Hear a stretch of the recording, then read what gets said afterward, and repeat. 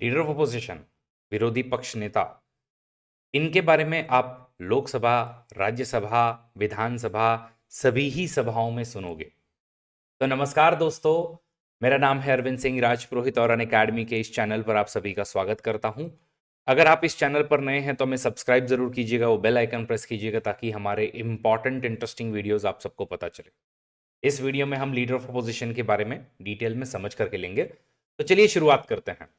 Leader of opposition, चाहे आप सुषमा स्वराज जी की बात कीजिए, शरद पवार जी की बात कीजिए, लाल कृष्ण आडवाणी जी की बात कीजिए या सबसे फेमस रहे अटल बिहारी वाजपेयी जी की बात कीजिए, लीडर ऑफ अपोजिशन ने हमेशा डेमोक्रेसी में एक बहुत ही इंपॉर्टेंट रोल प्ले किया है, खास करके जो गवर्नमेंट ऑफ द डे है उसको कंट्रोल में रखने के लिए। तो लीडर ऑफ अपोजिशन पार्लियामेंट के एज वेल एज विधानसभा या विधान परिषद, इन सब में आपको अवश्य मिलेगा। तो लीडर ऑफ अपोजिशन हर एक हाउस में आपको मिलेगा पार्लियामेंट के।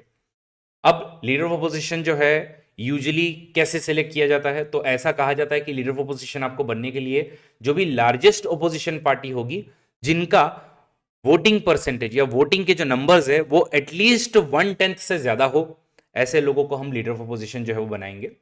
इनफैक्ट लीडर ऑफ अपोजिशन को इतना महत्व दिया गया है कि ब्रिटेन में उनको शैडो प्राइम मिनिस्टर के तौर पर कहा जाता है कि ये प्राइम मिनिस्टर इनके शैडो वहीं पर है, अगर कोई गड़बड़ होती है तो वो टेक ओवर कर लेंगे as a prime minister.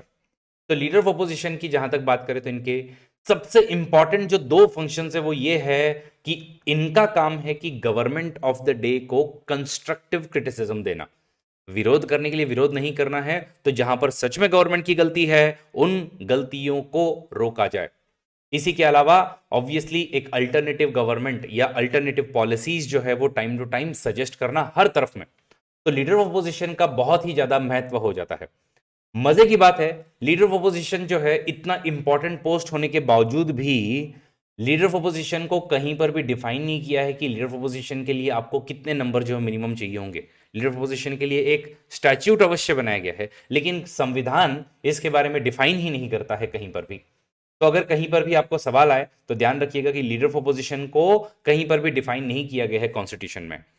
In fact जो लीडर ऑफ अपोजिशन को रिकॉग्नाइज करने के लिए जो 10% का रूल है, जिसको हम मावलनकर रूल भी कहते हैं, ये मावलनकर रूल जो है वो हमारे सबसे पहले स्पीकर जी.वी. मावलनकर साहब ने निकाला था। उनका कहना था कि ज्यादा पार्टीज का स्प्रेड ना हो जाए या ग्रुप्स जो है वो ज्यादा ना बन जाए, इसलिए उन्होंने कहा था कि एटलीस्ट किसी को पार्टी के तौर पर रिकॉग्नाइज करवाना है तो 10% तो भी तुम्हारे पास में सीट्स होनी चाहिए, उस लोकसभा की या राज्यसभा की।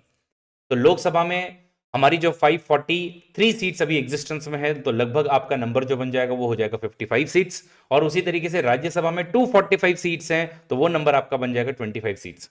कि अगर किसी पार्टी को क्लेम करना है कि उनको लीडर ऑफ अपोजिशन का टैग मिले, उनके लीडर को लीडर ऑफ अपोजिशन का टैग मिले, तो उनको लोकसभा में मिनिमम 55 सीट्स पहले लाने होंगे और राज्यसभा में 25 सीट्स आपको लाने होंगे। अगर ऐसा है तो आपके मेंबर में अगेन उसमें से भी जिसके पास में लार्जेस्ट शेयर होगा मेंबर का, उनको हम लीडर ऑफ अपोजिशन के तौर पर रिकॉग्नाइज करेंगे। अगर अभी फिलहाल की मैं बात करूं तो लोकसभा में किसी भी पॉलिटिकल पार्टी के पास में 55 सीट्स नहीं है। Congress is standing at just 52, मतलब 3 मेंबर्स उनके पास में कम थे, अदरवाइज उनको ये पोजीशन मिल जाती थी। तो अभी जो 16th लोकसभा है as well as 17th Lok Sabha है, इन दोनों में भी हम लोग देखते हैं कि दोनों में लीडर ऑफ अपोजिशन को रिकॉग्नाइज नहीं किया गया था। इनफैक्ट इस पर बहुत ज्यादा हो हल्ला भी हुआ था। जहां तक बात करें राज्यसभा की, राज्यसभा में लीडर ऑफ अपोजिशन हमेशा रहे हैं और अब जो करंट लीडर ऑफ अपोजिशन है वो मल्लिकार्जुन खड़गे साहब हैं, जो actually leader of opposition Congress के तरफ से थे लोकसभा में, पिछले लोकसभा में 16th लोकसभा में, लेकिन उनको रिकॉग्नाइज नहीं किया जाता है। उनको रिकॉग्नाइज, किसी को लीडर ऑफ अपोजिशन रिकॉग्नाइज किया जाएगा या नहीं किया जाएगा, उसके लिए एक एक्ट है और वो बेसिकली स्पीकर जो है वो बताते हैं। तो फॉर एग्जाम्पल एक एक्ट है जिसको 1977 में लाया गया, जिसका नाम है the salary and allowances of leader of opposition. इसके सेक्शन 2 सेक्शन 3 डिफाइन करते हैं कि लीडर ऑफ अपोजिशन जो है उनको प्रिसाइडिंग ऑफिसर लोकसभा में हो जाएंगे हमारे स्पीकर और राज्यसभा में हो जाएंगे हमारे चेयरमैन, वो रिकॉग्नाइज करेंगे जिनको भी वो largest leader of opposition party मानते हैं उनको। और इसीलिए अगर हम लोग देखें तो इनफैक्ट ये मावलनकर रूल जो 10% का जो रूल था, इसलिए कभी भी हम लोग देखते हैं कि जो पहली लोकसभा थी उसमें आपको कोई लीडर ऑफ अपोजिशन मिला ही नहीं। पहली लोकसभा के अंदर में ध्यान रखिएगा कोई लीडर ऑफ अपोजिशन थे ही नहीं। राम सुभाग सिंह जो है वो पहले लीडर ऑफ अपोजिशन बनते हैं, लेकिन मजे की बात है वो खुद भी कांग्रेस से ही स्प्लिट होकर के आए थे, क्योंकि 1952 से लेकर के 1969 तक किसी भी पॉलिटिकल पार्टी के पास में मिनिमम 55 सीट्स नहीं थी, तो ये रिकॉग्नाइज नहीं किया। सोचिए, नेहरू जी के पीरियड में ही किसी को ऑफिशियली रिकॉग्नाइज नहीं किया गया था, और पहली बार लीडर ऑफ अपोजिशन आता भी है तो वो 1969 में आता है, वो भी कांग्रेस के स्प्लिंटर वाले पार्ट से। आप सबको पता होगा कि कांग्रेस जो स्प्लिट हो गई थी, कांग्रेस ओ और कांग्रेस आई में, तब जाकर के आते हैं। बाद में अगेन 1977 में कोई नहीं रहे, फिर बाद में जो है वो 1977 में यशवंत राव चौहान बनते हैं, और ऐसे ही आगे जो है वो कुछ हमारे लीडर ऑफ अपोजिशन बनते हैं, लेकिन अगेन 1979 से 84 के बीच में कोई भी लीडर ऑफ अपोजिशन नहीं रहा। तो दिस is not happening for the first time कि लोकसभा के अंदर में कोई भी लीडर ऑफ अपोजिशन नहीं है, ऐसा पहले भी बार बार हो चुका है। तो इस चीज को आप लोग ध्यान में रखिएगा, ताकि अगर ऐसा कोई सवाल आए तो उसका उत्तर आप लोग दे सको। तो सवाल आता है कि लीडर ऑफ अपोजिशन को कभी रिकॉग्नाइज हमने किया ही नहीं, तो आंसर इज उनको किया हम लोगों ने रिकॉग्नाइज, उनके लिए हमने एक स्टैट्यूट भी बनाया है। लेकिन अभी भी लीडर ऑफ अपोजिशन को रिकॉग्नाइज करने के लिए 10% रूल यानी कि मावलन का रूल को फॉलो किया जाता है।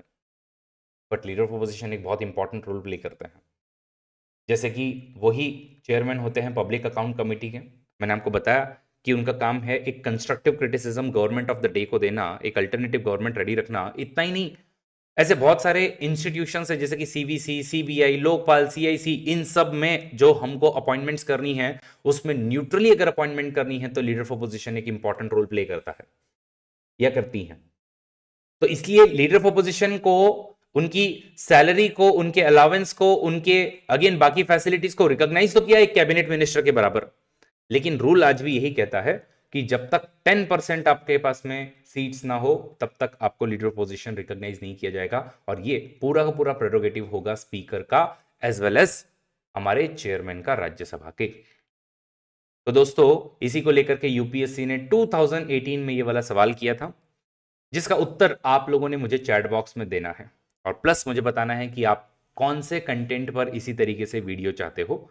एलिमिनेशन मेथड अगर आप ढंग से यूज करोगे तो इसमें आप लोग इसका उत्तर बहुत ही सही तरीके से निकाल पाओगे। तो दिस इज Arvind Singh Rajpurohit signing off. Thank you so much for watching this video. If you like this video, please अपने दोस्तों के साथ में शेयर कीजिएगा, इस वीडियो पर लाइक बटन जरूर दबाइएगा, और कमेंट करके हमें उत्तर एज वेल एज अगली वीडियो किस टॉपिक पर बने जरूर बताइएगा। Thank you so much.